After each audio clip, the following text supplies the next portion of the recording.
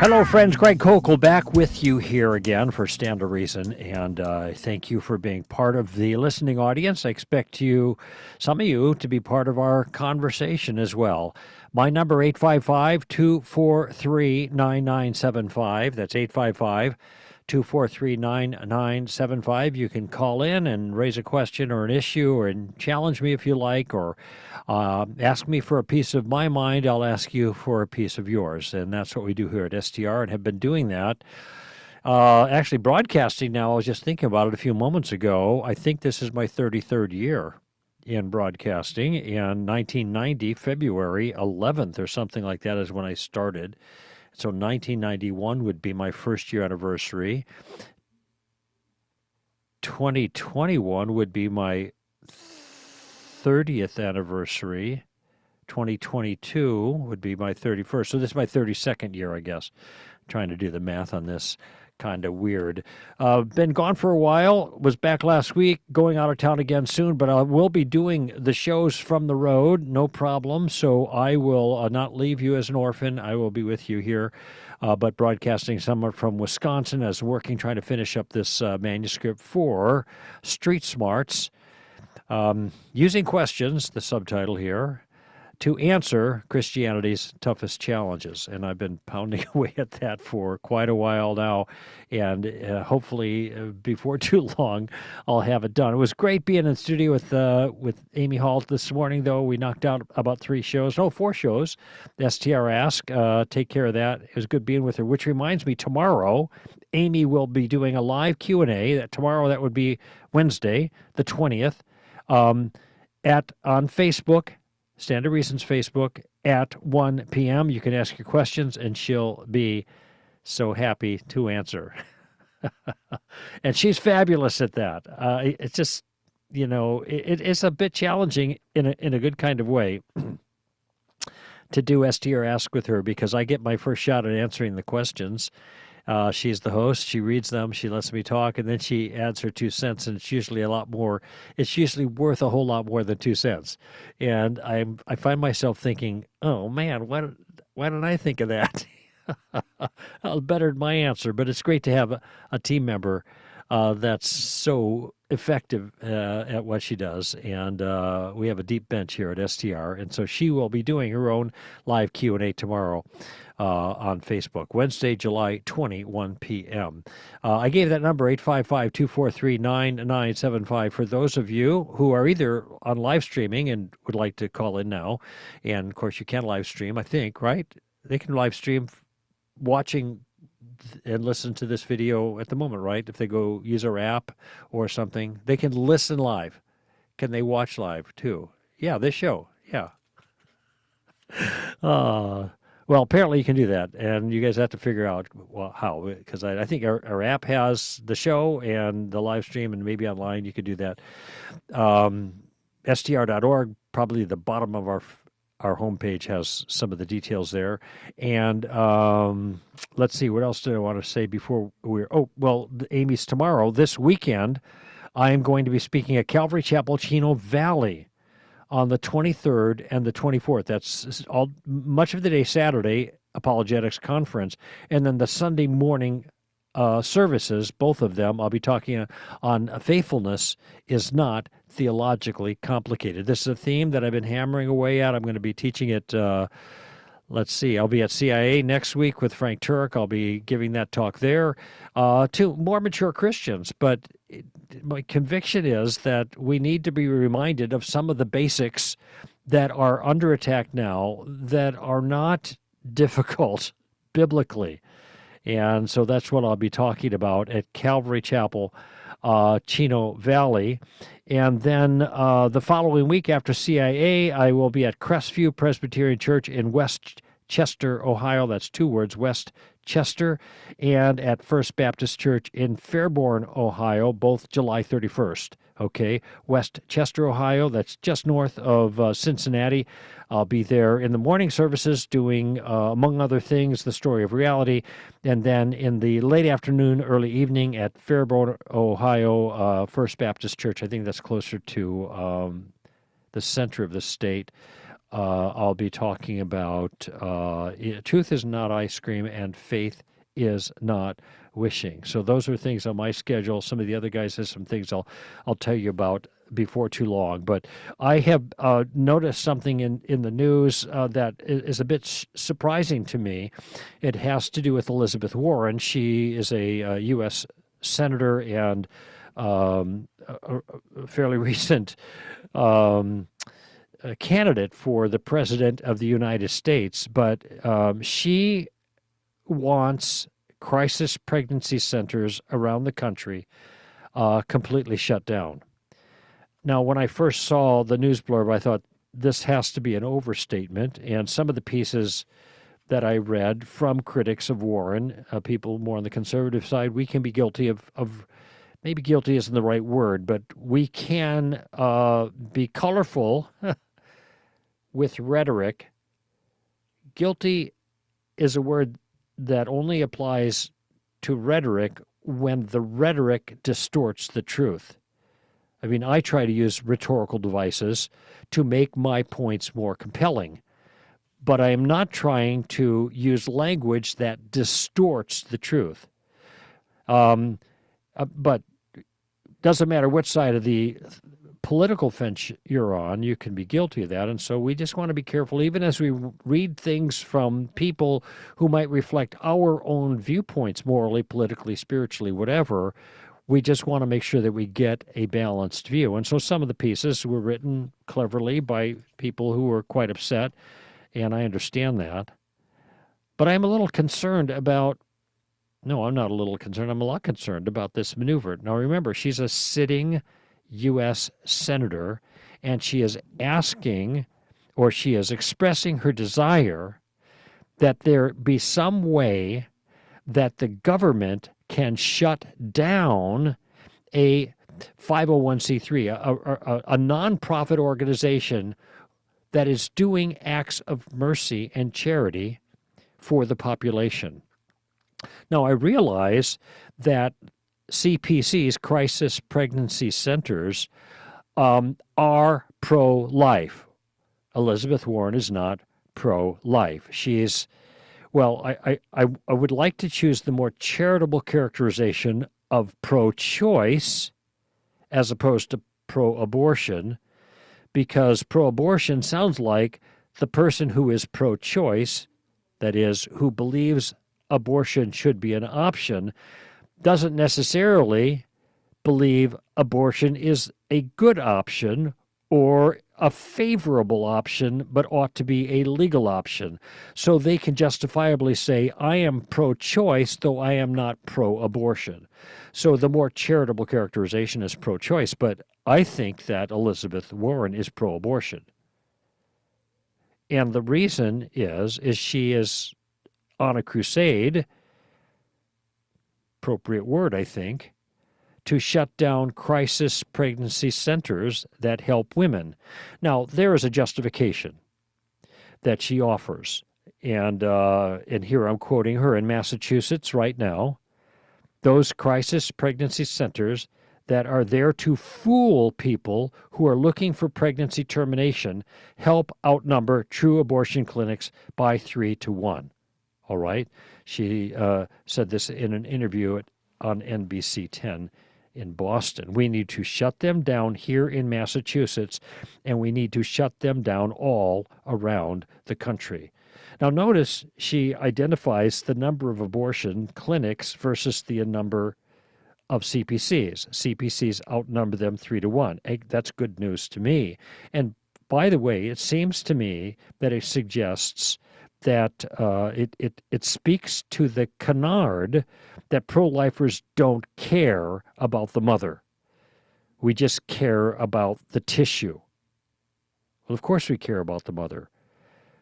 There are, I'm looking at another statistic now from the Charlotte Lozier Institute. I've not heard of that. They're a pro-life think tank. And they record in 2021, there are approximately 3,000 pregnancy center locations in the U.S. and only 808 abortion clinics. That's pretty amazing. That's more than 3 to 1. But it does demonstrate that pro-lifers are interested in the mother. By the way, they get nothing for this. Abortion clinics get paid not only by their clients for the abortion, but also get paid by the government, in many cases, Planned Parenthood, for example, to run their enterprise, and lots of money too.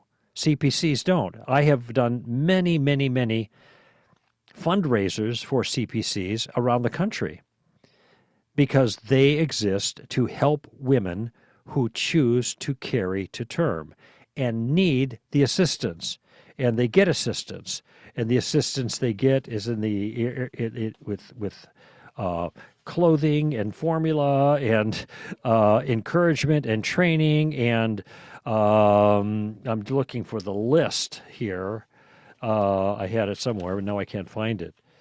But just from my own experience, when I do a CPC fundraiser, I always go early enough to the community, usually the night before, so that I can have a tour of the center before I ask people to give money to that center. Okay? And I see what they do. I ask lots of questions. I look at their budget. I see how they're spending their money. I see the ways in which they're reaching out to people.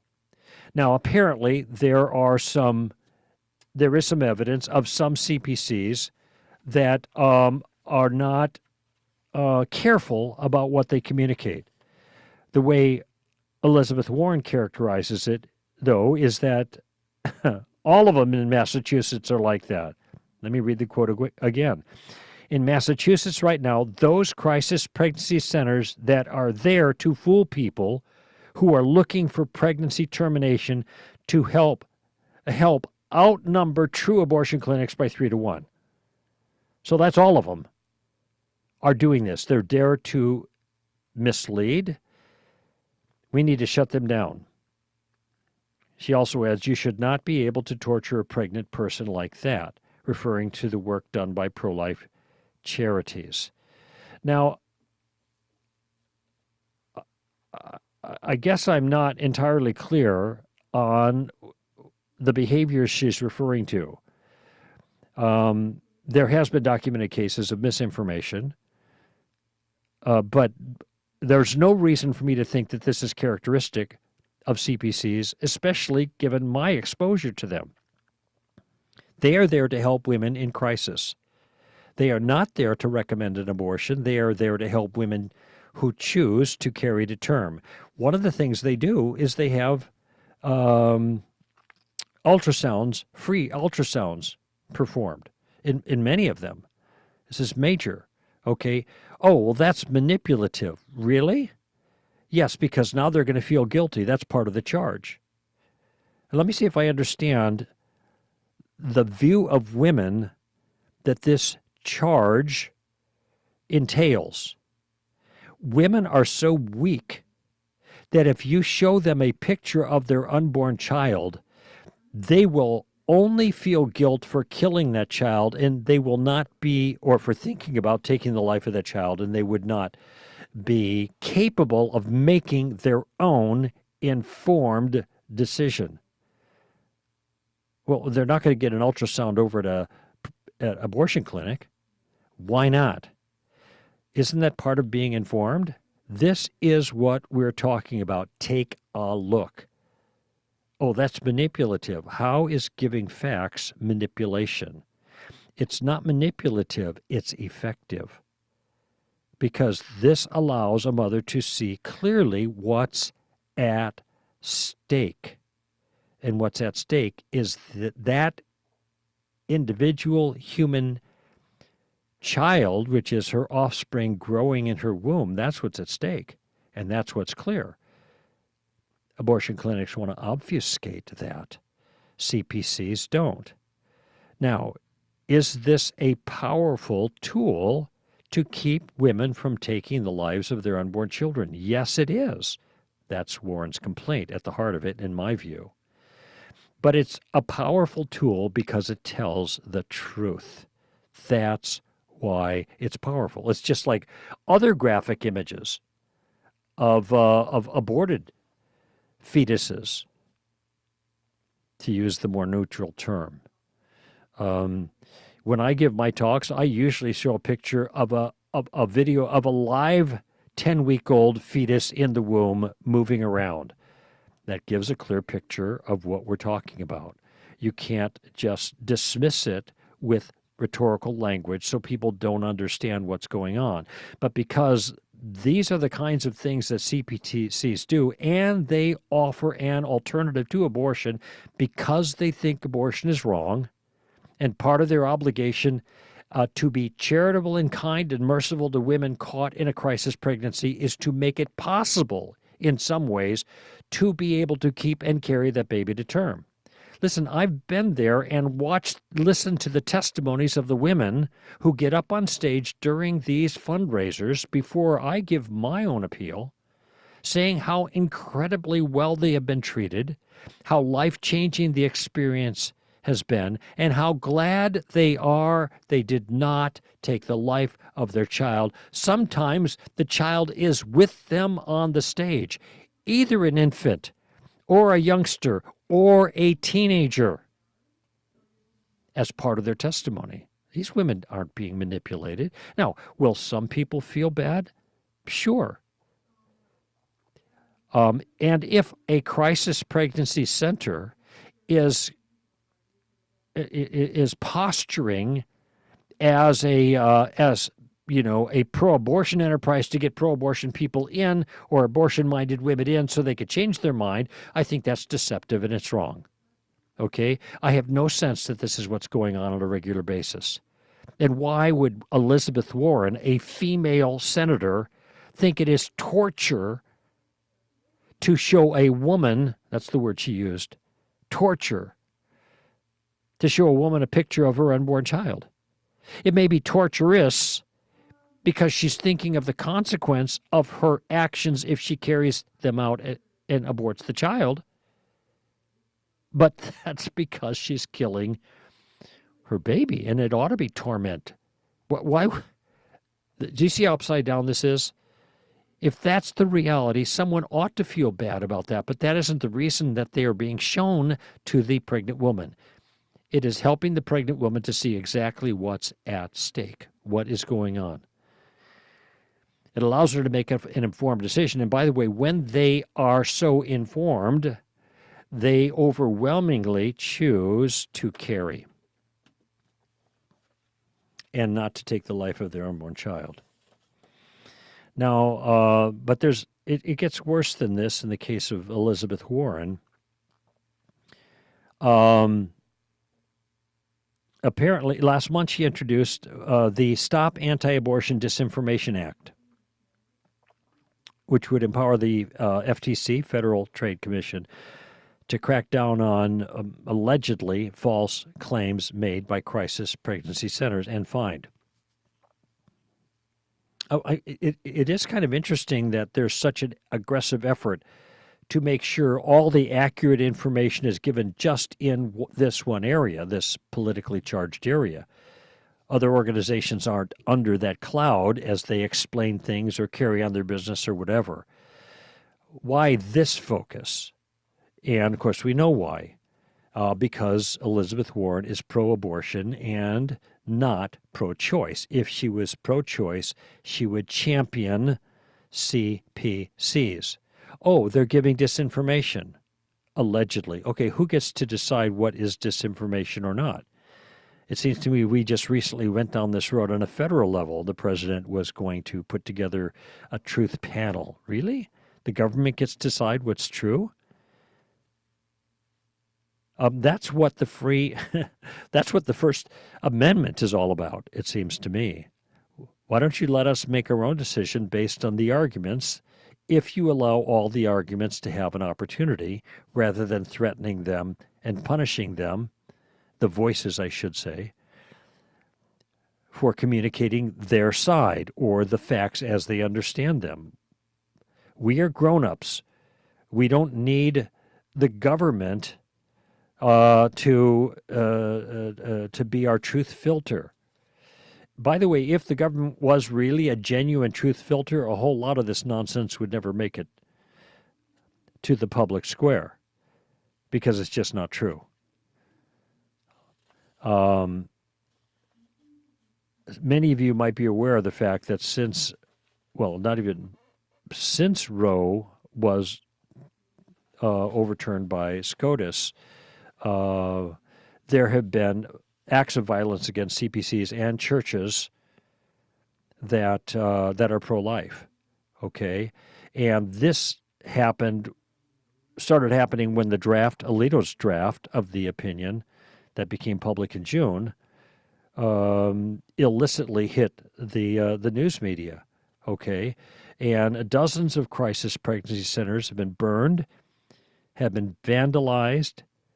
Pro-life leaders have been threatened, and there was also an assassination attempt against Justice Brett Kavanaugh. Did you know that?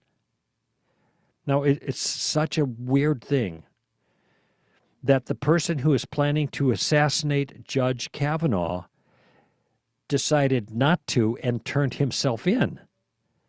Go figure. Somebody must have been praying. But in any event, I don't know what kind of visibility the media gave to that particular story. I happen to know about it because I don't because I have other sources of information. But how about this Antifa-linked group called Jane's Revenge? They basically have the same attitude that Elizabeth Warren has about the future of CPCs, though they are much more aggressive about it. And recently they sent a letter, an open letter demanding that CPCs close their doors. And here, according to this one article by Katie Pavlich at townhall.com, here is what they've said in that open letter. We offered an honorable way out. By the way, what would that be? What would be the honorable way out that they offered that CPCs voluntarily close their doors? That's the honorable way out. Okay. I continue. You could have walked away. Now the leash is off, and we will make it as hard as possible for your campaign of oppression. Really? To continue. Let me just pause for a minute. See, this is where language gets abused. CPCs exist to help women who choose to carry to term. It is one of the choices that pro-choice people ought to affirm, and they do it at their own expense. That's why I help raise money for some of them, because people give gifts that allow the CPCs to do their job. How is that oppression? Anyway, that's the word used. I continue. We have demonstrated in the past month how easy and fun it is to attack. We are versatile. We are mercurial. And we answer to no one but ourselves. We promise to take increasingly drastic measures against oppressive infrastructures. Rest assured that we will. And those measures may not come in the form of something so easily cleaned up as fire and graffiti. Okay? Now, pretty straightforward. And this is what we're facing. Curiously, there has not been a significant response, reaction, condemnation from the powers that be over these attacks and these kinds of statements. You can draw your own conclusions from that. The good news is there are 3,000 CPCs in the United States, only 808 abortion clinics, and that number is going to go down as the states step up to make abortion in their states illegal. The fight is not over. It's just begun. They have one would think that the literal aspects of fight would be over because of the rule of law. And that was largely the case for almost 50 years with Roe. The law decided, and so those of us who disagreed with the law largely went along with it. We didn't fight in the literal sense. We fought verbally to make our case. But the left doesn't do that. Just like this piece warns, we promise to take increasingly drastic measures against oppressive infrastructures. Rest assured that we will, and those measures may not come in the form of something so easily cleaned up as fire and graffiti. We've demonstrated in the past month how easy and fun it is to attack. Pretty sad. Pretty sad. Rule of law protects everyone if it's honored. Protects no one if it's not. Let's take a break. A lot of callers on board here. Glad to see the lights lighting up. Greg Kokel here at Stand to Reason. Stay with us.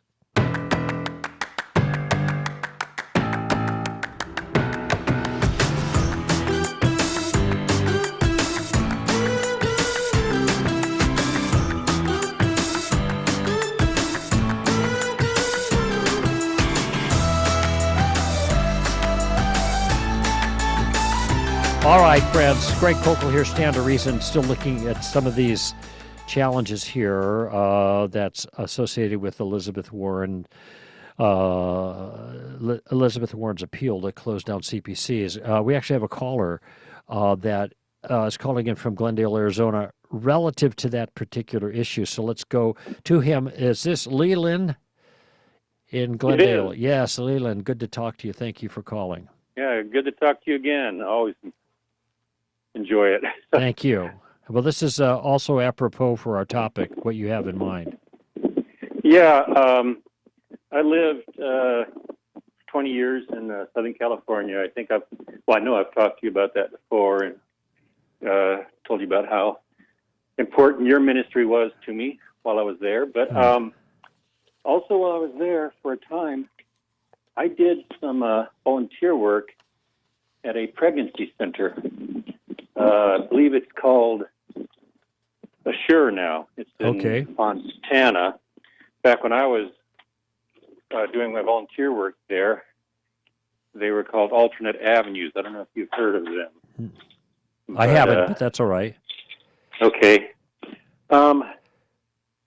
Anyway, I wanted to just explain. Well, first, actually, let me do a quick referral or a recommendation. If people want to go online and get and look for a video of an actress impersonating Elizabeth Warren visiting one of these dastardly clinics, clinics and abortion clinics, touring it and showing all the evil devices they use, like the ultrasound and the plush couches and all that, and all the things they give. So this is a video. Them. This is supposedly an expose of crisis pregnancy centers. Is that what you're talking about, or is this? Yeah, but it's totally sarcasm. It's parody. Oh, I see what you're saying. Like, look at this awful thing they're doing. They're showing pictures of their baby. Yeah, I got you. Okay. And parody, they're giving away diapers and baby food and right. cribs and on and on and on and on and on. Right. Right. Anyway, I worked at such a place for a while as a volunteer. When on those rare occasions when a woman would come in with the man had gotten her pregnant, or any man, I worked as a counselor, and while the women were, helping her, giving her the free ultrasound, and they would counsel her, tell her all the reasons why she probably shouldn't get an abortion if she was abortion minded, and telling her of all the services that could get through her through them rather. Right. And by the way, it is unabashedly a persuasive enterprise. There's no question about that. Yeah. But for some reason, to try to persuade a woman to save her baby rather than kill her baby is illicit, and that's kind of the way this is characterized. Okay, go ahead. But anyway, I was while that was happening, I was counseling the man, and here's the thing. We were trained, continuously, to be very, very meticulous about the paperwork that they would sign, either Right. getting the, showing before they would come in, and keeping it on hand, and because we had them sign in one place and then initial in 3 other places, that they understood that this was not an abortion clinic.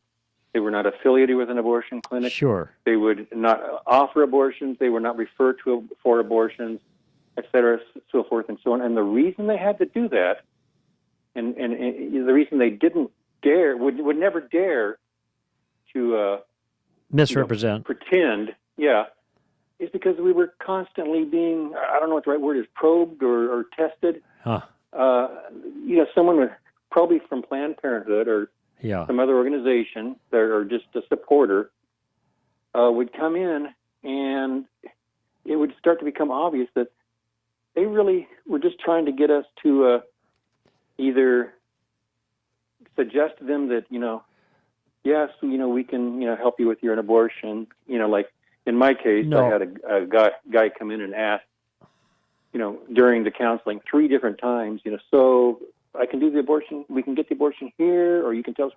And I have to show him the paperwork all over again and say, no. Right. So on the one hand, I get your point here. You guys, in your case, were very, very careful, partly because you knew people were watching you and you didn't want to get trapped, okay?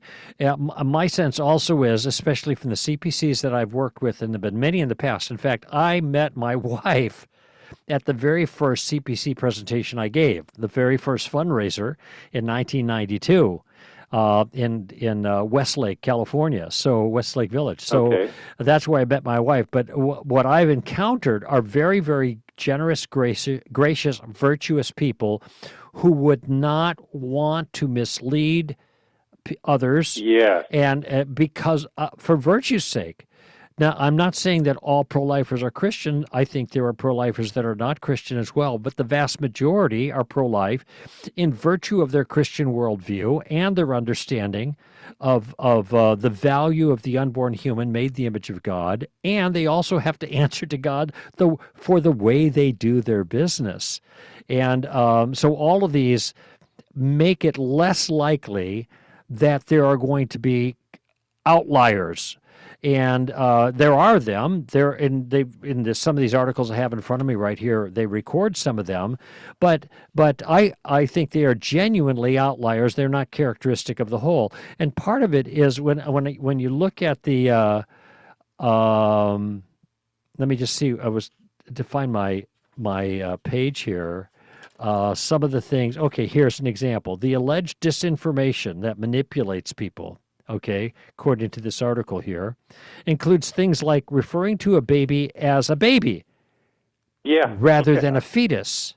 Well, wait a minute. That's the way women who want to keep their baby refer to their unborn. They refer to them as baby. I have never heard a pregnant woman being asked, when is your fetus due? I mean, it's like... Yes, or for the woman who says, my body, my choice, when the woman is pregnant... and I hat tip here to Dennis Prager because I heard him mention this recently. When a woman is pregnant, nobody asks her, hey, how's your body? How's your body, referring to the unborn? No, they're talking about how's your baby. But that's misinformation according to Elizabeth Warren. And let's see. And then also informing women about the developmental stages of pregnancy. What's disinformation about that? That's what a woman ought to be informed of. You know, in any health issue, you are told all the details so you can make an informed decision. So anyway, this is the kind of thing that passes as criminal disinformation, justifying trying to close these clinics down, no matter how much good they do, and no matter how many women they help. Never mind how many lives are saved of unborn children. That doesn't show up in the meter for the pro-choice person. But how many women they help who choose to carry to term. I guarantee you none of the women that you served, Leland, in the CPC where you volunteered, would have gotten any help from the local Planned Parenthood. They were not going to Well, a get lot it. of the women that came in there because of the bad experience they had at Planned Parenthood Interesting. and the way they were treated, and especially if they came in there with a man. The man was really treated badly, Oh, and they separated them right away, kept him in the waiting room. And, they wanted to see the ultrasound, and they wouldn't let them. yeah, I've So, heard of those testimonies as well. That just, she would not allow. One woman told me personally that the reason that she gave birth to the child she was carrying is because she went to have an abortion and asked for an ultrasound, and apparently there was an ultrasound being taken just for the procedural purposes of having the abortion, but they always have to. the They mother have to wasn't confirm allowed. the pregnancy. Say it again. I was told, by the nurse practitioner that had Well, our clinic and others, that they have to do that before they give an abortion. They have to confirm pregnancy and the stage of pregnancy. Okay, well, the point I'm making here is, though, in this particular case, a ultrasound was being given at the abortion clinic, but the mother was not allowed to see it, and she kept asking to see it, and they said it is against policy, and then she demanded. And so they showed it to her, and that's when she got up and she walked out, and then she carried the term. Worse. So anyway, that's what that is called is informed consent. It strikes me. So it's good to hear your side, though, Leland. And my experience with CPCs comports with what you just described. I think this challenge by Elizabeth Warren is libel on the vast majority of CPCs around the country. And to try to shut them down for these reasons is criminal in itself.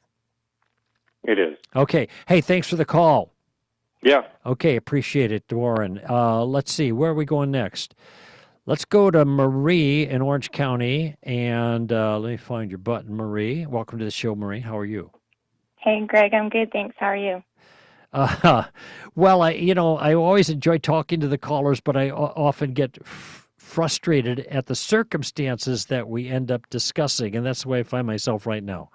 But I'm glad we're talking about it because these are weighty issues. They are. They need to be talked about. Mm-hmm. So my question has to do with Sodom and Gomorrah, and with the violent response from the left over the Roe versus Wade getting overturned and a trans agenda being so prominent in our culture. It makes me wonder how far we are now from how evil things were then. So I wondered what you thought were the main differences between what caused God to smite them then and what he's permitting now. Was it the density of their sin or the amount of people or the greatness of the offense? Well, that in some ways is a little bit difficult to answer. My stock response to questions that have the phrase, why did God or why didn't God in them, is that we don't know because God didn't tell us, all right, in most cases. So with regards to this country, we don't know. But let me say some things about Sodom and Gomorrah. If you recall, this is Genesis 19. If you recall, in Genesis 18, Abraham has a conversation with God because it's clear to Abraham that angels are going down into the valley to bring judgment on the cities of Sodom and Gomorrah. And then you have that little bargaining session with Abraham and with God, which results in a deal that he strikes with God that if there are 10 righteous people in the city, God would not destroy it for the sake of 10. It turned out there weren't even 10. Okay, and much less than that. It's hard to even count Lot's wife and family because who even knows? Even with Lot, he was a questionable character. I mean, he's throwing his daughters to the wolves there in chapter 19. So, and then his wife, she turns to a pillar of salt. So look this was a bad city. The people here were bad.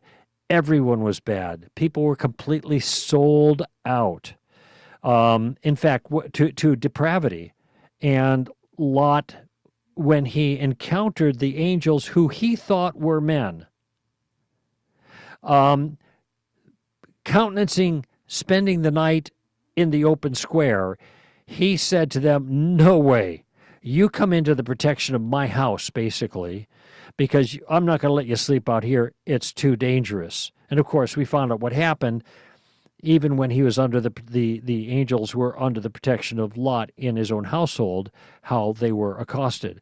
And notice, by the way, even when the angels struck these men blind, they kept going after him, right? They kept clawing at the door, even blind. It was so what we see in Sodom and Gomorrah, I think, is something that is more extreme than what we experience here. Here in this country, even though in very, very big ways there's really terrible things going on, there are a whole lot of people that are not happy with it, that are not participating in it, do not approve of it, and even condemn it, at least in their hearts, if not verbally, because now there's punishment for those who condemn verbally. Okay? It just costs you. You get bullied one way or another. So I don't think the U.S. is in anything close to the circumstances of Sodom and Gomorrah, even though manifestations of some of the behaviors are certainly here. Okay? The church is here too, and the church has a salting effect on the culture. It's certainly not as bad as it can get. I don't see people have said if God doesn't strike the United States of America, then he should apologize to Sodom and Gomorrah. Well, I understand the sentiment, but in actual fact, I don't think that's the case. I don't think we're as bad. But the time is going to come when the world is going to be ripe for judgment. And the book of Revelation talks about that. And there are a lot of things in the book of Revelation that may be difficult to understand, but one thing you can't miss is God's judgment is poured out in a fierce way over the whole world. And so judgment is coming. When? I don't know. Soon? Later? I have no idea. I don't even think of it in those terms. But there is no question that things in this culture are getting worse and worse and worse and worse. And that is, I feel sometimes like the way Paul felt when he was in Corinth, and his soul was grieved as he looked at all the idols. Okay, and I sometimes feel the same way. I walk through the airport, or I just, I don't watch TV, so, and I don't listen to the news, so I don't get all of that side of it. But you don't just drive down the freeway and look at the billboards, and you're going to get a taste of what this culture values, and it grieves me. But I'm not the only one. There are a lot of people who are grieved and who are not willing to live that way. And so I think that is having a salting influence on God's response. The church is here, but his patience will not last forever. We know that from 2 Peter chapter 3. The Lord is not slow. He is just long-suffering. But the time will come when God's patience will be done, and it's time for judgment. Right. I love that so much. I take great encouragement from that. I've just been very aware of the culture, and I fear for my kids, and often feel very alone in my concerns for things like that. So I'm really encouraged. And, well, I'm glad to hear that. And it's having children makes it harder, especially when children go through phases like in high school or whatever, teenage years and all of that, adolescence, and it isn't like they're so fired up about the things that you're fired up about because you understand how the world works, you understand the Christian worldview and how bad the world has gotten, and the kids don't see it. Yeah. And it's not what they're interested in. They're interested in their friends and stuff like that, and so that makes it more difficult. This isn't true of all Christian families, but it's certainly true of a lot. And it's very difficult, I think, to navigate that as a parent. So I'm with you on that because I got kids and I got teenagers, and it's a challenge, and it means I'm praying every single day for their welfare. I pray about my family more than I pray about anything else. and for that reason. Well, really grateful for you and your ministry. Thanks a lot, Greg. You're so welcome. Good to talk to you. Hey, let's go to, I'm looking at, should we go to break? Can we do that? Yeah, we got one more break, and then we'll come to a final caller for this hour, and then we'll move forward from there. Greg Kokel here for Stand to Reason.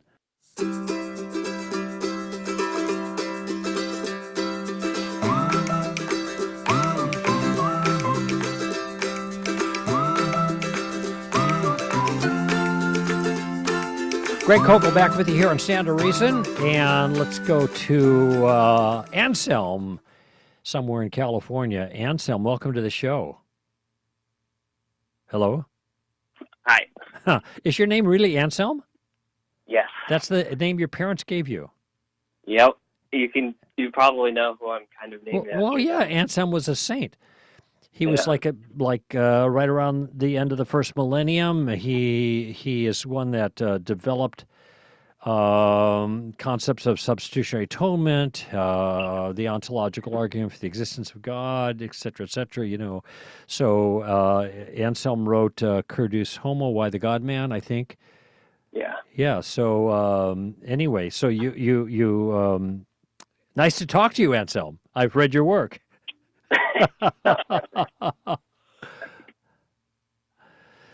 So how can I help you?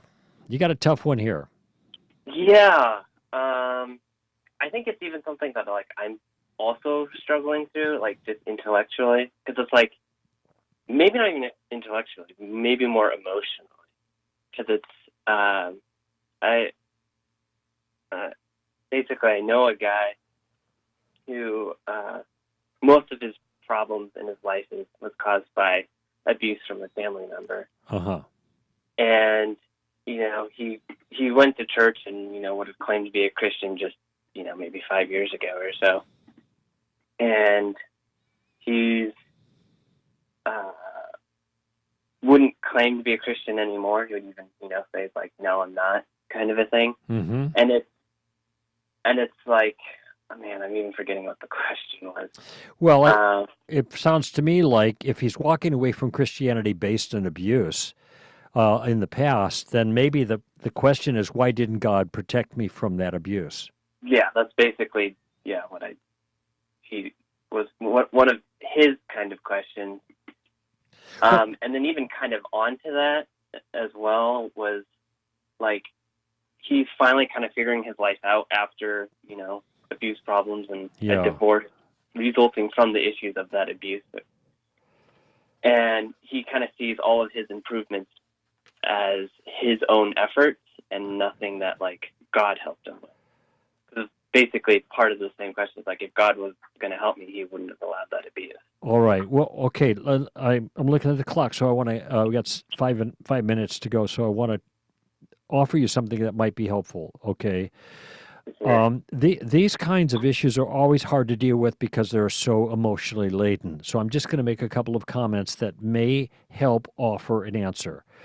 There is nothing unchristian about a person doing something to improve their own lives.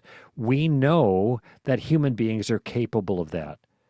Okay, and we know that because many non-Christians, or even atheists, are capable of doing enormous good things, productive things with their lives. Okay, I guess the presumption is he helps himself, but God doesn't help him when he needed God to help him. And so let me go to that second part. I'm not exactly sure. I understand the emotional impulse to this, but I'm not exactly sure where people get the idea that if God were real, or if the Christian God were real in particular here, then Christianity were true, then somehow they would be protected from all harm. I know of a woman who is a very hostile atheist because her beloved grandfather died when she was a young girl, and she can't believe in God who would allow that to happen to her as a youngster. So I'm not sure what the emotional thing aside, I'm not sure what she expected. That if God really existed, that all the people that she cared about and loved would never die on her watch? Is that, I mean, really? That if God, and for me as a Christian, that if God really loved me, that he would never allow me to go through hardship and difficulty and trial? No, that's not good parenting. In fact, Hebrews 12 talks about this, that God disciplines us because he loves us. Now, how does he discipline us? Well, there's lots of different ways that he helps us to grow. And a big part of that is through growing through difficulties and trials. Even the sin of other people, God uses for good in our life. And by the way, the New Testament is absolutely thick with that. Rejoicing in tribulation. It's in Romans 5. It's in James chapter 1. It's in Hebrews chapter 12. Or maybe it's chapter 12. And lots of other places too. In 1 Peter, Peter says, "Why are you surprised at the fiery ordeal among you as if something strange were happening to you?" There is no promise of God that if we're good Christians, we are going to be protected from all of the contingencies of living in a fallen world. No, quite the opposite. Not only are we living in a fallen world like everybody else, but we are also behind enemy lines spiritually if we're Christians. The expectation that God, if he really loved us, would protect us from those things is not a sound biblical expectation. Indeed, out of love, God allows us to go through hardships and uses them for our good. That's the promise. We know that God causes all things to work for good for those who love him and are called according to his purpose, etc. So the promise we have is not that there won't be bad in our life, but that with God, he will use it for some good end in the long run. And specifically in Romans 8, where I was just citing, that good end is to conform us to the image of Christ, because that's the thing that we're going to carry on with us when we move from this life to the next. And that's the eternal thing. That is the real important thing. In fact, 2 Corinthians chapter 4, the last couple of verses, talk about this. Momentary light affliction is producing for us an eternal weight of glory. Paul is talking about what we experience in the moment. The affliction is just momentary and just light by comparison to the glory it's going to produce in the long run. That is the New Testament perspective. If we are thinking that we are going to be protected, then we are going to be disappointed. If, however, when we encounter the challenges and the trials, we continue to remind ourselves, like the Scriptures continue to do, that God is going to use these for our good, and he is with us in the midst of these things, even if he doesn't take us out of them, that is the path to spiritual progress. And I don't know any other way to say it. I mean, in 3 or 4 minutes, I've just summed it up for you really quickly, and all out of time here. But I think that we have an unrealistic, unbiblical expectation of what God is committed to do in our lives. And then we think that God has let us down because he hasn't done what he hasn't promised he was going to do. We can be sympathetic towards, and we ought to be, and our heart should grieve with people who go through terrible circumstances like your friend has gone through. But that doesn't mean that God doesn't care about him and is not there to help him. Yes, he can help himself. Everybody can help themselves in some measure and ought to. But ultimate help has to come from God to deal with the real problems that we have, especially our own sin. All right, that's it, friends, for this hour. Greg Kokel for Stand to Reason. Give them heaven. Bye-bye now.